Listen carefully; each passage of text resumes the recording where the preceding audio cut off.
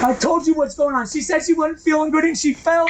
And my dad came running in here, and my dad said she's not breathing, and he even put water on her and stuff. I just know that he doesn't like the cops and that he's kind of trained the kids the same way. He's always been that way. Okay. Yeah. All right. Yeah. Always. The CIA, DEA, Everybody's watching. everybody's watching him, bugging his phone. I think he brainwashed her and the kids. The kids for sure, yeah. Kids are terrified to go to McDonald's because McDonald's will have you arrested. A cryptic late afternoon 911 call. A frantic man claims his partner simply fell over and lost consciousness after a shower. But when investigators arrive, they don't find the victim of a simple slip and fall. They find a severely battered body bearing internal and external trauma that defies the laws of physics, injuries that medical examiners would later equate to falling from a 10-story building. But as medics drop to their knees to save her life, the most terrifying threat in the room isn't her failing heart. It's the man standing right behind them. November 15th, 2021. The Ashtabula County Sheriff's Office receives an emergency call from 37-year-old Thomas Joe T.J. Graley. He reports that his live-in girlfriend of 10 years, 34-year-old Nicole Ann Booth, is unresponsive on the floor of their isolated rural home on Mill Road. First responders rush to the scene. Inside, they find Graley sweating profusely, pacing erratically. On the living room floor lies Nicole Booth. Medics immediately initiate emergency CPR, but as they begin chest compressions, they notice something deeply wrong. Nicole's body is covered in catastrophic, multicolored bruising. She has bandaged cuts, broken teeth, a suspected jaw fracture, and multiple circular burns on her extremities. When deputies press Graley for details to help the EMTs, he becomes combative. He demands to be left alone. Then he does something highly bizarre. He attempts to bargain with the deputies, offering them boxes of paperwork from the house. You're trying to put me in a position I don't want to be in, and that's making me sad. I don't want to. I wouldn't want to be in that position either. I get that. I understand. I don't know what kind of information I can give. Well, you said you had boxes of information. What does that even mean? What is in the boxes? How does that help us? How does that help her? You know, if you look. No, I need you to use your words and tell me. Tell me with your words what that even means. Is it papers? Is it items? What is it? What's in the boxes? How does it help? All kinds of things. No, if you can't help me out any more than that. It's paperwork. Okay, how's that help? How's that help her at the hospital about to die? I don't have nothing that's going to help her at the hospital to keep her from dying, sir. Why is a man whose partner is dying on the floor desperately obsessed with handing police random documents? It made no sense at the time, but those boxes he was so desperate to give the police would soon become the most disturbing puzzle piece of the entire investigation. Handcuffed for obstructing the medics, Graley suddenly collapses to the floor, claiming he's having a severe panic attack. But something about the exact timing of that sudden collapse didn't make sense. Listen to his exact words. What happened? How did you guys... We were arguing. She said she wasn't feeling good. She fell over on the floor. She fell over on the floor. He completely strips himself of any physical involvement. Cornered by deputies pressing him for life-saving medical details, his passive lie begins to fracture. Listen closely to that pronoun shift. You don't have to. I told you we've been fighting seriously like almost every day for a long time. And it escalated tonight. He can no longer maintain the illusion that she fell. His grammar involuntarily collapses into a paired structure, me and her. A direct, subconscious admission of physical contact. Pushed even further by the deputies, he snapped and said something that would haunt the investigation. Saying what happened ain't gonna change nothing and it ain't gonna save her life. What more do you want from me? I'm not a doctor, I'm a criminal. That answer was chilling, because whatever he knew, he clearly wasn't acting like a man watching a simple accident. The ultimate behavioral gotcha occurs the exact moment EMTs announce a brief return of pulse. Instead of showing relief, Graley looks away and his fake panic attack intensifies. To a coercive controller, a surviving victim is the ultimate threat. Medics frantically called for a life flight helicopter, but the sky itself turned against Nicole. Gale force winds exceeding 50 miles per hour grounded all air transport. Emergency crews had no choice but to load her into an ambulance for a desperate 35-mile race through the dark. As the siren faded into the wind, detectives realized this chaotic home wasn't just a crime scene. It was an invisible trap. Nicole's nightmare didn't start that night. It began years earlier. Graley didn't just date Nicole. He actively constructed a psychological prison to systematically sever her from the outside world. He banned her father from visiting for 5 years. He denied her a cell phone. She was forbidden from speaking on the landline unless he was physically present, monitoring the call on speakerphone. Graley's control stemmed from deep, clinical paranoia. He believed the CIA and DEA were wiretapping him. He even brainwashed his children, aged 7 and 9, teaching them to fear the police, telling them they would be arrested if they even went to McDonald's. But 2 weeks before the 911 call, the fortress walls began to crack. Graley's sister, Juanita, visited the home. She found Nicole virtually unrecognizable, her face severely swollen and bruised, forced to use a wheelchair just to shower. In a rare moment out of Graley's sight, Nicole hugged Juanita and whispered a terrifying, unhedged prediction. I remember when I hugged Nikki, she said to me, "Please don't leave me, he's going to tell me."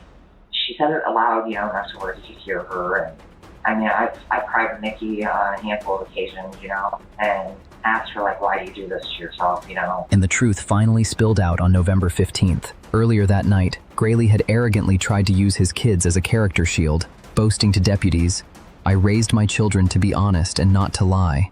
It was a fatal miscalculation. Separated from their father's towering shadow, the children did exactly what he claimed to have taught them. They told the absolute truth.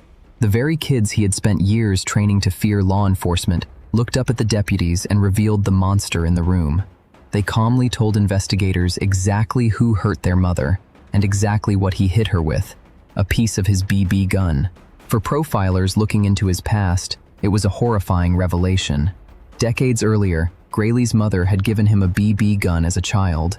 When she begged him to stop shooting frogs in the yard, he aimed the barrel directly at her face and told her to shut up or he would shoot her. The sadistic cycle had finally come full circle. Despite the desperate efforts of medical staff, Nicole Booth was pronounced dead on November 18th, 2021, and the autopsy results were devastating. Unless they're falling from a 10-story building, somebody's not going to get a lacerated spleen or liver and fractures and broken ribs. If I stand up and fall down right now, I'm not going to sustain those types of injuries.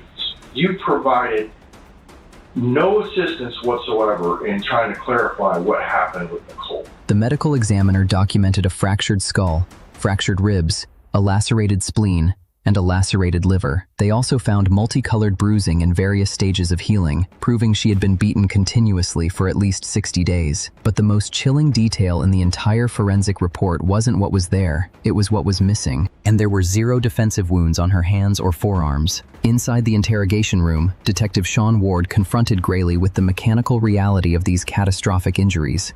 Faced with a reality he couldn't manipulate, Graley instantly pivoted to the ultimate abuser tactic, blaming the victim. Why can't you make sense of what's going on? Because Nicole has lied to me and manipulated me and made me forget portions of my life. He accuses the comatose woman of manipulating him, desperately trying to justify the unthinkable. And remember those boxes of paperwork Graley was so desperate to hand the cops on night 1? When investigators finally opened them, they didn't find financial records or bills. They found a twisted, handwritten ledger Graley had forced Nicole to write, detailing a psychotic, fabricated list of men he accused her of sleeping with. This pathological obsession with documenting his control would ultimately become the exact noose he tied around his own neck. In July 2022, while awaiting trial, Graley made a fatal mistake. Blinded by hubris, he used a recorded jailhouse phone to call his mother. All I'm going to say is you don't want them digging through your stuff. I don't know what you're talking about. There's some things in there that nobody should see. Like what? Stuff that you wrote, just not good stuff. Everybody clearly knows that I put my hands on Nikki, but nothing says that I beat the out of her. You're not stupid. Okay, well, they're going there. Like it or not, they're going there. So I guess you need to clean. They only plan a certain amount of time to prosecute and bring me to trial, but they're going there. So whatever you're so worried about everybody seeing, get it gone. Yeah, well, there's a burn pile there. We'll have a big fire. By trying to orchestrate the destruction of his psychotic ledgers via a burn pile, Graley handed detectives the exact probable cause they needed for a second search warrant. But this time, They didn't just find paperwork, they found something Graley never expected them to uncover, his hidden mobile phone. When forensic experts extracted the data, the case blew wide open. Hidden in the digital vault were self-recorded videos filmed just weeks before the murder. Graley had documented his severely battered partner, completely convinced these videos would prove his bizarre, paranoid innocence. To everyone. You see, I touched Nicole a little bit with some cigarettes because I was trying to get Nicole to answer some basic questions about what's going on here, and she wouldn't say nothing to me. And I try to talk to her, and I try to love her, and I try to explain it. I just want to be 100% transparent because I think she's trying to set me the up. That even though she looks like she does, I'm trying to explain to her that there's a judgment coming. And if she thinks this is bad, wait until she gets to judgment, because I want to make it very clear. This is my boat, and I run this. And I just want to make it clear that I don't beat on Nicole. I don't beat on Nicole at all. I teach Nicole hard lessons out of love. Notice how he minimizes the torture to touching her with cigarettes, shifting the blame to the victim for simply refusing to answer his interrogations. This was the terrifying logic he used to justify what he had done. Faced with the irrefutable, self-recorded proof from his own phone, Graley's defense crumbled. Cornered, he pleaded guilty to aggravated murder. Even at the end, he attempts to split hairs, drawing a deceptive line between physical contact and lethal violence, but the evidence was absolute. Judge David Schroeder sentenced Thomas Joe Graley to 25 years to life in prison. Throughout the entire sentencing, as the horrific, fatal injuries of the mother of his children were read aloud into the permanent record, Graley maintained a completely flat, detached demeanor. He didn't shed a single tear. He didn't look back at the family he destroyed. As the heavy steel doors of Richland Correctional slid shut, Graley's dead eyes offered one final, chilling truth. The only tragedy he mourned was that his ultimate victim had finally escaped his control.